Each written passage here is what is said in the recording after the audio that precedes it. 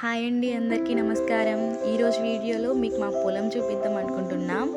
అలా నడుచుకుంటూ వెళ్తుంటే ముందు చాలా పెద్ద చెరువు ఉందండి.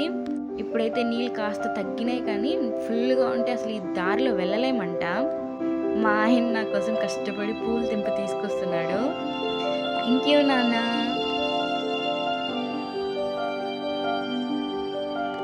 మా ఊరు నుంచి పొలం చాలా దూరం అయితే ఉంది. అలా నడుచుకుంటూ వెళ్తుంటే చుట్టూ కొండలు, చెట్లు, వాటర్ ఎంత బాగుందో అసలు. చెరువు మధ్యలో అక్కడక్కడ పువ్వులు చూస్తుంటే చాలా బాగుంది. ఎప్పుడు సిటీలో ఆ బిల్డింగ్లు, ట్రాఫిక్, కార్లు అవి చూసుకుంటూ ఉంటే ఎంత బోర్గా ఉండేదో. అప్పుడప్పుడు ఇలా గ్రీనరీగా ఉన్న ప్లేస్ని చూస్తుంటే మనిషికి చాలా ప్రశాంతంగా ఉంటుంది.